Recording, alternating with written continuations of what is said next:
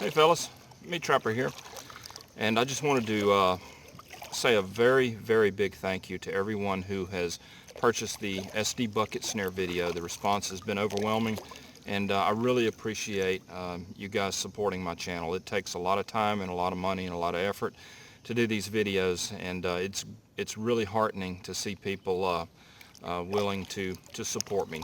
And on that note, I wanted to share a bonus video. And many of you know I've been working on a resistance trapping video. It'd be out this fall, and it's basically a militia type video. And I wanted to share one of the concepts that I've been working on, that's using a foothold as a perimeter alarm system. So that's what this video is going to be. But also a quick note that since it is Memorial Day today, for those of you in other countries, Memorial Day is when we remember our war dead. And unfortunately, we have far too many of them to remember. And really the best thing that I can say is, rather than mouth meaningless platitudes about God bless our troops and then go have a barbecue and drink a lot of beer, you know, we need to make sure that we do our job, because the soldiers have done theirs. They've gone and done their job under arduous and difficult circumstances, and many of them never came home to never see their sons or their daughters grow up, never see their wives again. And when we do that, when we send them off like that, we need to make damn sure that it's worth it and it's not done in a meaningless, wasteful way. And we've done too much of that here lately. The blood of our warriors is the most precious resource our country has, and we've got to stop squandering it. So let's do everything that we can to send people to Washington that are worthy and that are going to make sure that the next time they send people off to fight and possibly die, that it's for a good reason, and it's for a reason to protect our liberty and to protect our freedom and to protect our interests, and not to protect the interests of a corporation or a group of politicians or anything else. So anyway, God bless all of you. Thank you for your support, and let's go take a look at how to use a foothold for a perimeter alarm. Unfortunately, in today's world, unless you're really out in the boonies, you never know when you can stumble across somebody who's up to no good. And I like to have a warning if somebody's going to get into my camp, or even if some animal is moving into my camp at night. And there are a lot of devices you can buy off eBay that use a 22 long rifle shell or what have you, or a 22 long rifle blank or tool set round. But what I use is primers. I use a primer and a foothold trap. Number one, the foothold trap is something that I have. It's something that I'm going to have on me when I'm in the woods. It's nothing that anybody in a court could point to and say this is a destructive device. It's an entirely legal device, and it has many uses other than being used as a perimeter alarm system. Number two, primers are cheap. You buy them by the thousand. I do reloading, so I've got a lot of them, but even if you don't, you can go out and pick up 1,000 primers and you'll have all you ever need. They're lightweight, they don't take up very much space, and to do this, all you're going to need is a foothold trap, a primer, and a piece of electrical tape, and then some sort of tripwire. So let's take a look at how I do this. Okay, let's talk about primers right quick. For those of you who don't know, a primer is the portion of a bullet that the firing pin strikes, causing it to go bang. And this is what they look like. You can see that's the part that's usually exposed. And then the gold is when they're flipped over upside down. That's what's angled in towards the gunpowder in the bullet. The firing pin strikes the primer, which has it's loaded with a very sensitive compound that causes a very small explosion, and it directs the sparks into the interior of the cartridge, thus igniting the gunpowder and firing the round. There are a lot of different types of primers. Federal primers are by and large considered to be the most sensitive of the primers. CCI are not nearly as sensitive. Now when they're shipped, look how closely together these CCI primers are packed. Now look at the CCIs. See how much wider spaced they are? That's because these are a more sensitive primer. So for use with an early warning device, I want a sensitive primer, because I can't be sure that I'm going to have a super hard contact with my trap when it fires. So I'm going to use my Federal large rifle primers. Now for today's demonstration, I'm going to be using a little #1 Sleepy Creek long spring trap. Nothing special. You can use any type of trap, foothold trap, as long as it's got squared off jaws. That's the important thing. This doesn't work well with body grip traps or any type of traps that have rounded jaws. So that's why I use a little foothold. I'm also going to be using some orange cord as my tripwire. Hopefully it'll show up. But normally, of course, you would use something like fishing line or whatever you have that's very hard to see.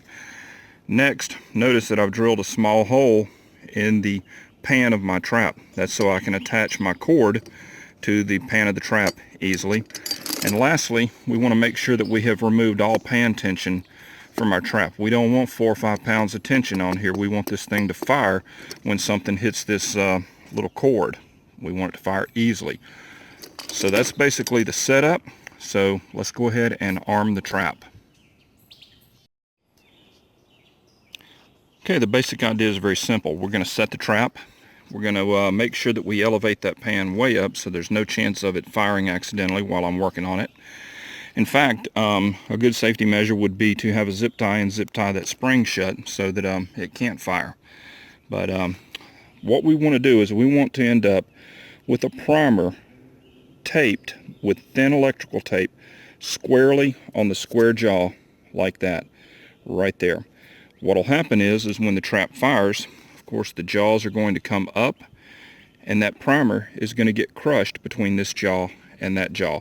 So you can see why you have to have square jaws and why rounded jaws are not going to work.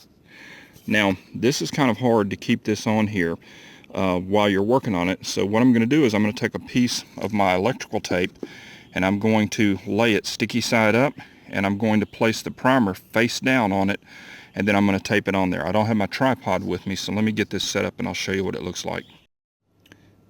So this is what we're looking for. The primer is face down on the sticky side of the tape. Now once this is stuck on here like that, I can pick this tape up, the primer is going to stick to it, and I can center the primer right here and then wrap it around and get it good and tight. So let me take care of that. Now that's what we're looking for.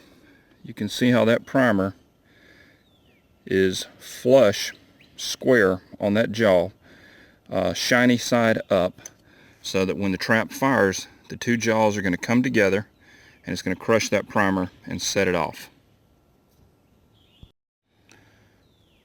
Now to test fire this, I can't stick the stick across the jaws because that's going to keep the jaws from closing 100%. So there can't be anything in the way of the jaws. So I'm going to put it under the jaw, and I've got my safety glasses on and I'm standing back a good distance. That's loud. That ought to wake you up.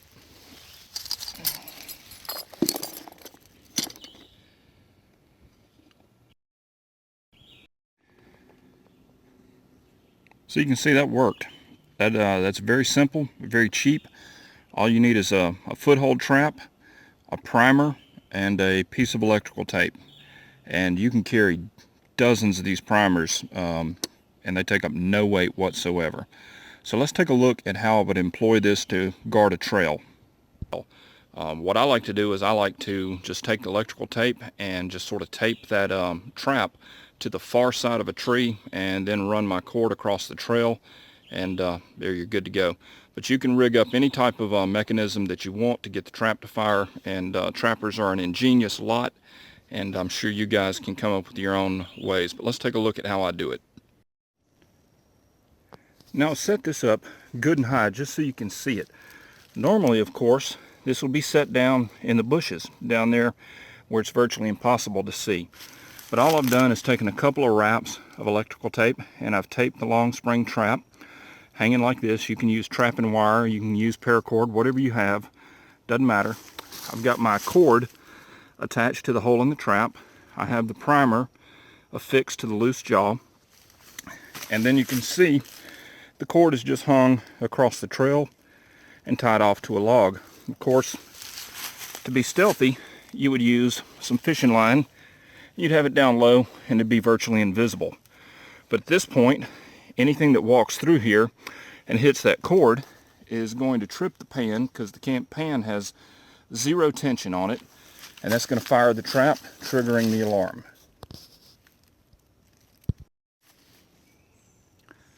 Now remember, this is a directional set trap.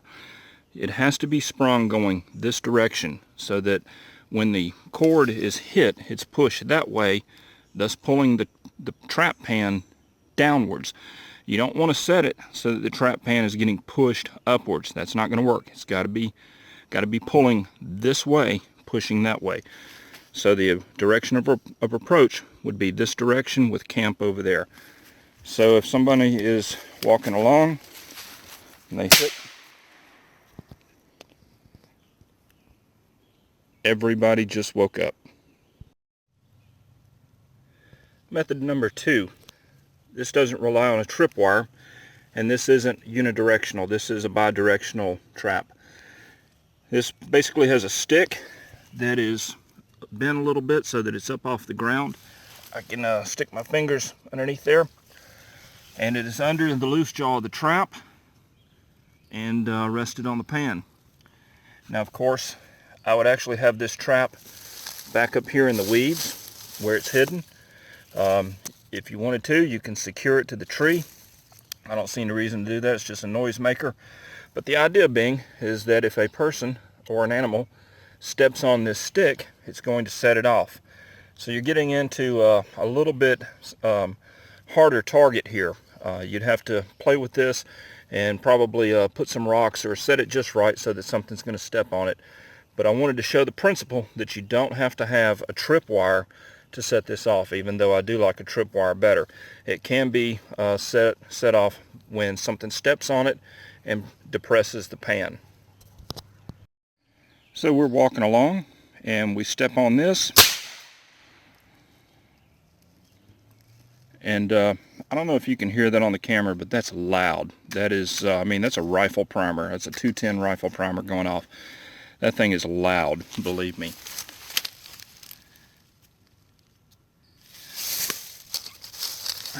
Now, just in case you're wondering, it does put powder burns on the jaws, so I wouldn't use one of my top-of-the-line coyote traps for this, but it absolutely does not damage or hurt the jaw in any way, shape, or form. And if you're out water trapping, since it's going to be in the water, scent's not an issue, I have no problem with it whatsoever. That'll brush right off. You can see, no damage. Well, I hope you understand the concept, and of course all the usual rules of being safe and obeying all your local laws and all of that stuff that goes into play without saying. A lot of times you'll see me wearing sunglasses. I like to wear sunglasses in the woods just to keep from getting hit in the eye with branches and stuff. But if you're going to be fooling with primers, definitely use eye protection. Little bits of metal, they can travel a long way when those primers go off, and you don't want to get hit in the eye with them. I've had them in my fingers before, and they're not fun. So be safe. Only use this when you need to. And like I say, make sure that it's legal in your area. But anyway, I think you can see the utility of it. I don't see how you can get much cheaper or effective. A trap that you should already have with you, a few pieces of electrical tape, and a stick or some sort of tripwire or fishing line, and that's really all you need to make an amazingly effective perimeter alarm device. And as far as primers, I mean, you know how small they are. You can carry enough for weeks because it's not going to be tripped every night, hopefully. But anyway, I hope this was useful. Take it easy. We'll see you next time.